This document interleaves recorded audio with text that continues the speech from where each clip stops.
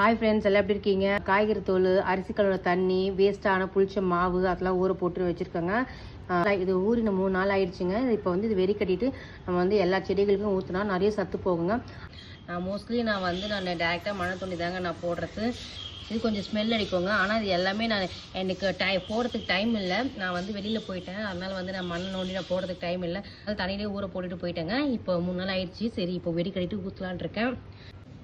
இது பாருங்கள், இது மாதிரி நான் வந்து நெட்டு பேக் வச்சுருக்கேங்க. இந்த வெங்காயத்துக்குலாம் நம்ம வந்து ஏர் போடணும்னு சொல்லிட்டு இந்த மாதிரி செப்பரேட்டாக விற்குதுங்க. நான் இது வந்து ஜிப்பு போயிடுச்சு, அதனால நான் இதுக்கு யூஸ் பண்ணுறேங்க. இது போட்டோடனே பாருங்கள், கீழே தண்ணிலாம் போயிடுச்சு. இது ஃபில்டர் ஆகிடும். நல்லா ஊறி இருக்குங்க. ஆனால் வந்து புழு பிடிக்கவே இல்லைங்க. இப்போ இதை தூக்கி நான் டேரெக்டாக வந்து மண்ணை நோண்டி தாங்க நான் போட போகிறேன். ஆனால் நம்ம தண்ணியில் நம்ம கை வைக்கும்போது கொஞ்சம் ஸ்மெல் வருங்க. நம்ம இந்த மாதிரி கயிறு எதுனா கட்டியிருந்தோன்னா இந்த கயிறை வந்து ரிமூவ் பண்ணிட்டு பண்ணுங்க.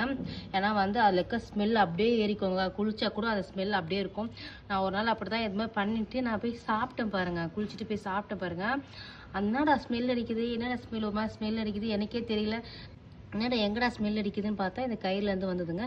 இந்த மாதிரி நம்ம வேலையெல்லாம் பண்ணும்போது இந்த கயிறுலாம் ஊற்றி வச்சுருங்க. இதில் படலை, நீங்கள் படுற மாதிரி இருந்துச்சுன்னா க்ளவுஸ் போட்டுக்கோங்க. பாருங்கள், இதில் பக்கெட்டில் ஃபுல்லாக தண்ணி ஒப்பிட்டேன், ஃபுல்லாக மிக்ஸ் பண்ணிட்டேங்க. இப்போ என்ன பண்ணால் இந்த கை விட்டால் ஸ்மெல் வரதான் செய்யும், பரவாயில்ல. ஏன்னா வந்து அது எவ்வளோ ஸ்மெல் அடிக்குதோ அவ்வளோ மைக்ரோப்ஸ்க்கு அசோஸ்பிரியம் அண்ட் பாஸ்போபாக்டீரியா வாங்க பாருங்கள். அதெல்லாம் நுண்ணுயிர்கள் அந்த மைக்ரோப்ஸ் இருக்கிறதுனால தான் நான் ஓப்பன் பண்ண உடனே அந்த அசோஸ்பிரியத்தில் வந்து அவ்வளோ ஸ்மெல் வருது. நம்ம வந்து பரவாயில்ல, நம்ம வந்து கை விட்டு கூட பண்ணலாம். நல்லா கலக்கிட்டு உங்களுக்கு பிடிக்கலன்னா நீங்கள் வந்து க்ளவுஸ் கூட போட்டுக்கோங்க. இப்போ என்னோடய செடிக்கெலாம் தண்ணி ஊற்றிட்டேங்க. இது எடுத்து நான் ஒரு மக்கு ஊற்ற போகிறேங்க. மேங்கோ வந்து நல்லா பிஞ்சு விட்டுருக்கு பாருங்கள். இந்த சமயத்தில் நம்ம ஊற்றுறோம்னா செடிக்கு ரொம்ப நல்லாயிருக்குங்க. ஏன்னா நம்ம வந்து இப்போ டெய்லி நம்ம தினமும் நம்ம வந்து காய்கறி தூள் ஒரு செடிக்கு போட்டு விடலாம்.